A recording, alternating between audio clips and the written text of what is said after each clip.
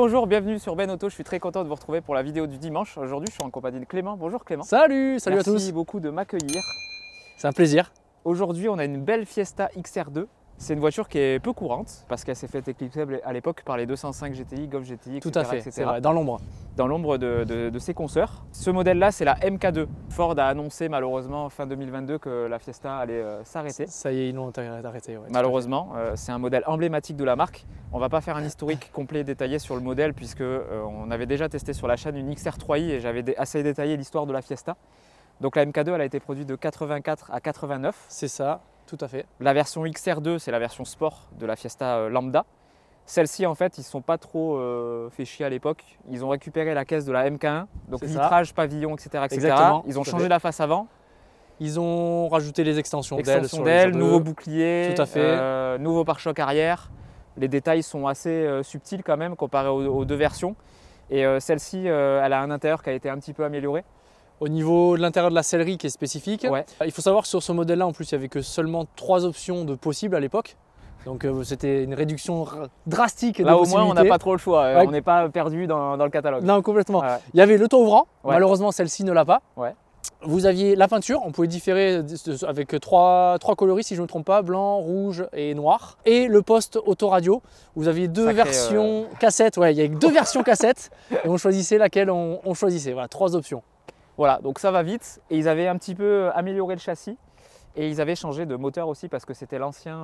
84 chevaux, voilà, qui est passé à 96. Kent, il me semble. C'est ça, oui, tout à fait. Donc ils ont changé de bloc moteur. Donc ça a fait partie des avancées technologiques, on va dire, de l'époque. On a à peu près tout dit. Et là, je veux vraiment mettre un point d'honneur sur ton concept, Clément, que je trouve génialissime. Donc ouais, Ticket for Road, c'est quoi? C'est un petit peu, je rejoins un petit peu ton travail, c'est la sauvegarde du patrimoine automobile par le plus grand nombre en fait. C'est de promouvoir encore notre culture de ce patrimoine parce que je pense que c'est important, comme les vieux bâtiments, de sauvegarder pas forcément nos anciennes, mais de sauvegarder les voitures qui ont un intérêt collectionnable tout simplement. Et l'objectif de Ticket for Road, c'est de trouver ces voitures-là qui ont besoin d'un rajeunissement un petit peu, d'une cure de rajeunissement. On les trouve, on les restaure avec des collaborateurs sur la région nimoise et tout simplement au bout de cette restauration, on les fait gagner, on les met en tombola directement sur le site ticketforroad.fr. Alors c'est hyper carré, je suis incubé à la CCI du Gard de Nîmes, ça a mis du temps parce qu'il fallait vraiment border au niveau des lois parce qu'en France on ne peut pas faire tout et n'importe quoi. En France. Voilà, il faut en fait tout simplement que tout le monde ait une contrepartie et c'est pour ça que voilà, exactement, c'est là où les partenaires rentrent en jeu et offrent des promotions et des gestes sur leurs produits en échange du ticket de participation. Donc là, cette voiture, elle peut être à vous pour 2,90 €, c'est pas une blague. C'est la 3e voiture que tu vas gagner, Clément. Ouais, il y a eu déjà une Porsche 924 que Louis a gagnée. Ouais. Il y a Grégory que j'ai fait la livraison la semaine dernière de la Clio 2 RS, phase 2, d'accord, en 172 chevaux. Ouais. Et là, c'est la 3e. La chance qu'on a, c'est que ça a plu à pas mal de monde. Et la voiture sera présente à Rétromobile pour ceux qui suivent le programme de Ben Auto parce que vous êtes très nombreux. Il ne faut pas hésiter à venir la voir. Allez voir Clément. Là, quand la vidéo sera postée, Clément il sera à partir de mardi à Rétromobile. Oui, la soirée du 31. Voilà, et la voiture est à gagner on peut jouer jusqu'au 4 février. Jusqu'au samedi 4, 22 h. Voilà, donc faites-vous plaisir, c'est vraiment pas cher, c'est très simple en plus, on peut payer via PayPal et tout. Je vous laisse tous les liens dans la description, c'est hyper simple à faire, j'ai acheté des tickets moi. Donc si vous me voyez me balader… Il les a achetés, hein, je ne lui ai pas offert. Non, non, non. Il faut contribuer, c'est vraiment le genre de projet, c'est pour ça absolument. En plus de la voiture qui est cool, que je voulais que Clément vienne sur la chaîne. C'est déjà couillu de faire ça parce que Clément avance tous les frais, c'est lui qui achète les voitures, qui va les dénicher. Tu as été chercher cette voiture dans la région parisienne. Voilà, donc ça fait une sacrée trotte quand même, il faut la ramener. Elle sort de carrosserie, elle a été entièrement repeinte. Tout à fait, avec le démontage des vitres. Voilà, donc vous pouvez avoir une voiture clé en main. Ça vaut à peu près, on parle jamais trop d'argent, mais pour vous donner une idée, c'est une voiture qui coûte à peu près 10 000 €. Ouais, c'est ça, le marché entre 8 et 11, il y en a très peu en annonce. Je sais qu'il y en a une qui est en annonce autour de 10 000, qui était présente à Époque Auto d'ailleurs. La blanche, la blanche qui était à Époque Auto est en annonce sur le Bon Coin, elle est affichée à 10 000 €, si elle n'est pas vendue déjà. Mais moi, ce que je mets en avant, et comme beaucoup, et comme le travail que tu fais, c'est que je ne suis pas là comme certains concours. En fait, le concours est limité en fait, dans le temps et par le nombre de tickets. C'est-à-dire que même vous pouvez regarder en direct combien il reste de tickets et il n'y a que 5000 tickets en jeu. Donc si vous faites un produit en croix, vous savez qu'on ne peut pas s'en mettre plein les fouilles. Clairement pas, non. Voilà. C'est ce qui fait aussi que la démarche est belle parce que Clément, Le but, c'est de les sauver. C'est fait pour, en espérant que cette voiture ait un propriétaire qui va la choyer derrière. Ouais. Et puis ça suit un petit peu ta ligne directrice, c'est que les voitures, toi tu suis beaucoup des propriétaires qui ont une histoire derrière ces voitures. Oui. Et moi ce que j'aime aussi, c'est que les voitures que je mets en avant sur Ticket for Road, c'est qu'elles ont une histoire plus ou moins récente. Et si tu me permets de raconter celle-ci. On va changer d'angle, on va faire le tour de la voiture en même temps et puis tu vas nous raconter ça. Allez, super, ok, allez, let's go. Alors cette Fiesta MK2 XR2, donc on l'a trouvée, alors je vais être très clair, on l'a dénichée sur Le Bon Coin. Comme beaucoup d'affaires. Comme beaucoup d'affaires, on peut encore faire des affaires sur Le Bon Coin. En cherchant bien, ouais. Alors en cherchant bien et surtout en étant le premier. Et en étant dispo, c'est ce que j'allais Ouais, dire. c'est ça. L'annonce était sortie à 22h48. Ouais, j'ai envoyé un message à 2 minutes après. Et ça m'a permis d'être le premier le lendemain matin à 8h pour faire un virement d'acompte, juste avec des photos. La personne qui la vendait, voilà, elle avait déjà une 80 messages sur Le Bon Coin dans la nuit, une dizaine d'appels à 8h le matin, c'était la folie. C'était une dame qui viendra d'ailleurs la voir à Rétromobile parce qu'elle est… Comment? Ça c'est génial. Bah ouais, parce que en fait quand on a acheté la voiture, eh ben, on lui a pitché le projet. Et on est devenu vraiment en contact, on s'est en contact toutes les semaines. Et en fait la voiture appartenait à son papa qui est malheureusement décédé, qui avait commencé à chercher quelques pièces. Okay. C'est quand même un véhicule où les pièces sont pas si simples à trouver, il faut passer des nuits pour trouver certaines pièces, c'est pas simple. Et donc la voiture en fait avait vraiment été grêlée complètement, pare-brise fissuré. Ouais, elle était en mal d'amour. Ouais, okay. Était vraiment coincé sous la poussière. Et au final, quand on trouve quelqu'un qui bosse bien, là on a fait une complète, on a refait une révision complète, on a tout checké sur la voiture, ça a pris, on a fait les finitions en 15 jours quoi. Ouais, en 15 jours, ça va très vite. Voilà, on a réussi à faire le gros du travail. Par contre, sur les 15 jours, c'était une semaine non-stop. Ouais, ok. Ils ont bossé que sur la voiture. Sur ta voiture. Et ce qui est beau, et pour revenir à l'ancienne propriétaire, c'est qu'en fouillant, en vidant la maison de son papa, après nous avoir vendu la voiture, elle nous a retrouvé au fur et à mesure des affaires. Et à la base, la voiture, donc là, on l'a remis à l'état stock. La sellerie, elle est introuvable. C'est des selleries qui sont très très compliquées à trouver, hormis et surtout dans cet état-là. Et elle a retrouvé dans le carton toute la sellerie qui avait été mise de côté parce que son papa avait fait faire une sellerie en cuir chez un sellier. Personnalisée. Ouais, c'est ça, personnalisée. Elle était toute craquelée. Et je tombais déjà des gouttes à me dire comment je vais faire. Voilà. Et finalement, elle nous a retrouvé ça. Gracieusement, elle nous a envoyé toute la sellerie, elle nous a retrouvé le double et le triple de clés. Parce qu'à l'époque, sur tous les modèles, alors normalement j'espère qu'on ne me dira pas que je dis des bêtises, mais j'ai cherché, non, on vendait la voiture avec 3 jeux de clés. Donc une pour le coffre, une pour la porte et une pour le démarrage. Ouais, c'est ça, exactement. Et donc aujourd'hui où on se bat avec le marchand pour au moins avoir le double, là à l'époque on avait vraiment 3 clés sur le véhicule. On va parler un peu de la voiture. Alors du coup, on le disait tout à l'heure, on l'évoquait vite fait. Les différences que tu as entre une Fiesta MK1, donc première du nom, vraiment toute première série, la MK2, c'est surtout sur la face avant. Oui. Ils ont changé capot, les optiques, le pare-choc. On était sur des pare-chocs métalliques. Ouais, c'est ça. Là, ils ont réduit un petit peu la voilure dans les années 80 aussi avec les problèmes pétroliers. Ils ont réduit un petit peu la voilure financièrement. Franchement, à l'époque, c'était un véhicule très très simple. Hein. On le voit déjà rien qu'avec l'histoire des 3 clés. C'est pas comme des voitures lambda ou avec C'est ça. Même dans les années 50, avec une clé pour tout faire, alors que là… très peu d'options, très peu d'options. Après, si tu veux les spécificités donc, de ce modèle-là, c'est les garnitures plastiques, les garde-boue spécifiques, alors c'est pas des longues portées. Hein. C'est des phares à iode. Ouais, c'est ça, exactement. Je trouve ça très drôle parce que ça, c'est vraiment l'accessoire typique des années 70. Ouais, il y en a beaucoup. Ils ont gardé ça de la MK1, qui s'appelait aussi XR2. Oui, tout à fait. Et je trouve ça, en fait, limite, tu pourrais croire que c'est anachronique à fond et qu'il y a un mec qui s'est fait plaisir en rajoutant des longues portées de rallye. Voilà, alors que c'est d'origine ça. Non, tout à fait. C'est d'origine. Donc là, on en a retrouvé. Alors c'est pas ceux d'origine. Ouais. On en a remonté d'autres que l'ancien possesseur avait trouvé, avait mis de côté. Donc c'est pas ceux d'origine, mais ça lui va très bien aussi. Mais ça lui va très très bien. Ensuite, vous avez les petits liserés. Oui, les petits liserés rouges. Que vous avez refait quand même, malgré que la voiture sort de peinture complète. C'est le genre d'accessoire qui disparaît au fur et à mesure des années. Ouais, tout à fait. Donc là, on a tout refait. Il y a le logo XR2 à l'arrière. Bah oui, on va passer à l'arrière. Les petites jantes en 13 pouces aussi qui rappellent beaucoup les jantes de GTI 205 GTI Elite 6. On retrouve exactement cette essence-là.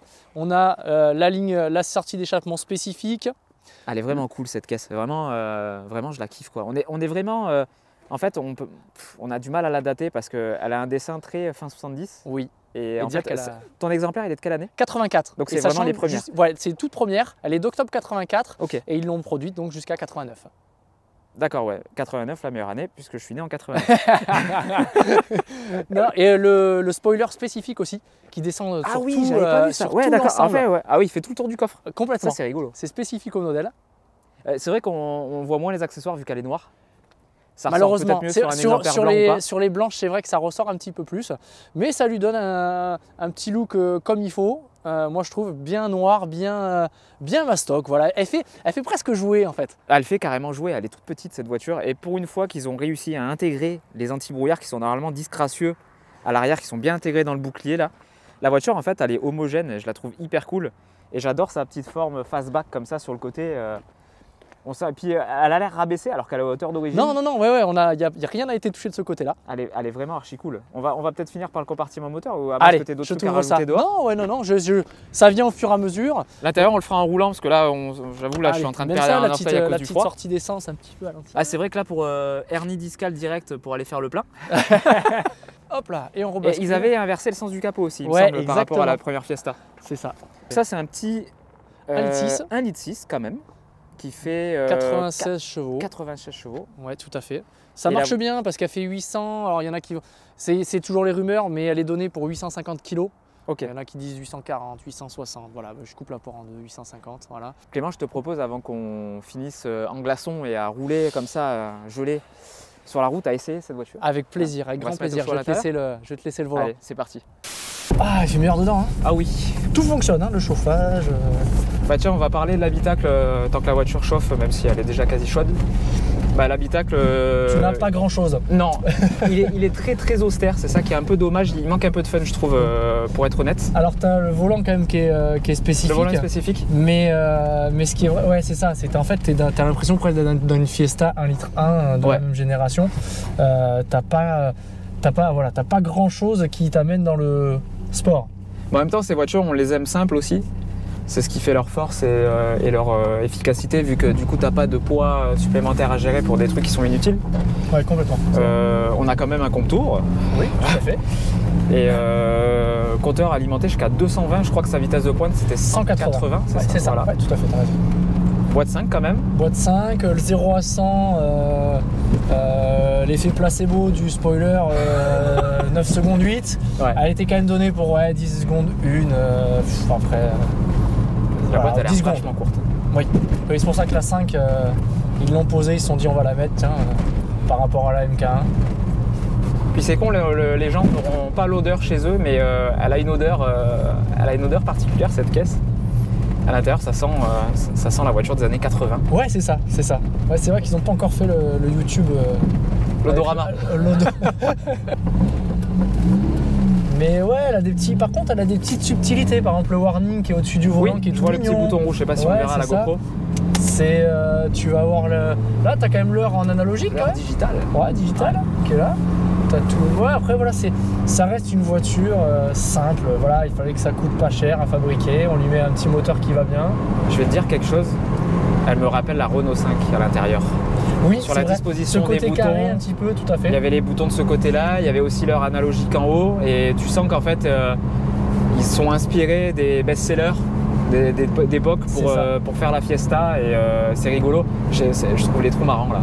Ça doit être hyper agréable à conduire. Les petites commandes de rétroviseurs sont assez marrantes aussi. Ouais, j'avais pas fait gaffe aussi. Ouais. Puis là, le tableau de bord il est vachement enfoncé de ton côté. Hein. Ouais, t'as vraiment de la place pour les jambes pour le coup. Ouais, ou pour la tête en fonction de. Pas aujourd'hui, t'inquiète. J'avais lu sur internet avant de venir qu'ils avaient un petit peu assoupli le châssis par rapport à la MK1. Ouais, tout à fait. Même si ça reste très dur et très très sauteur, comme je te disais tout à l'heure, c'est pas. C'est une voiture simple, mais mécaniquement, voilà, au niveau des suspensions, c'est quand même assez archaïque. On a une sensation de légèreté dans la direction qui est assez incroyable. Alors que le moteur est sur les roues avant, on sent que c'est un tout petit bloc parce que la direction est hyper légère. Alors que normalement, les voitures de cette époque, vu que t'as pas de DA, t'as toujours les directions un peu lourdes. Mais et là, on a des putains de bouchons. Par contre, j'ai un truc qui me coince le pied. C'est marrant, quand je freine et que je remonte la pédale de frein, j'ai le pied qui est coincé par le tableau de bord. Faut pas avoir des grands pieds pour la conduire, celle-ci. Faut conduire pieds nus. On n'a pas mentionné aussi, c'est une XR2 parce que carbu. Oui. La XR2i est en injection. Oui. Et putain, mais il y a du monde partout. C'est l'heure de pointe à Nîmes là. Et du coup. Je peux pas dire que c'est le service public là terminé, mais. C'est un carbu double corps qu'on a là-dedans. Ouais, c'est ça. Oui. Ok. Elle tourne comme une horloge, je te casse, il n'y a même pas de raté ou quoi. Vraiment, même en effleurant la pédale d'accélérateur pour juste la bouger comme ça, franchement, elle tourne super bien. Le ralenti est bon. Non, je pense que le prochain propriétaire sera content. Tu m'étonnes. Ou garçon ou fille. Souvent, je dis à chaque fois, souvent on dit gagnant-gagnant, mais moi à chaque fois je dis je suis pour la parité des sexes, c'est gagnant ou gagnante. Il se passe pas grand-chose sous 4000. Mais c'est pas fait pour normalement.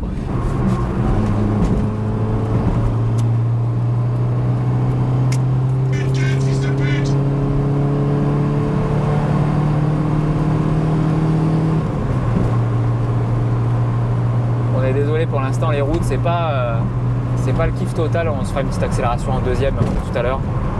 Sur la reprise en 3 en montée. Ouais, mais elle était. Enfin, ouais. Mais ça se déplace. Hein. Il y a l'air d'avoir du train avant quand même. Normalement, c'est le défaut des Ford.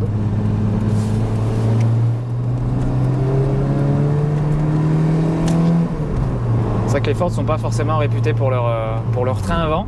Non, c'est vrai. Après, la caisse, elle est quand même légère. Après, c'est les roues en 13 pouces qui peuvent aussi handicaper beaucoup la chose. Sachant que c'était le problème, on en avait parlé dans la vidéo de la 205 Rally. D'accord. C'est un merdier pour trouver des bons pneus en 13 en fait. Bah oui, t'as semi-slick ou rien. Ouais, voilà. Et semi-slick, tous les jours, c'est pas non plus la folie. Donc, sur de route ici. Ouais. En vrai, tu vois, on est dans une caisse de sport, j'ai même pas envie de la brutaliser.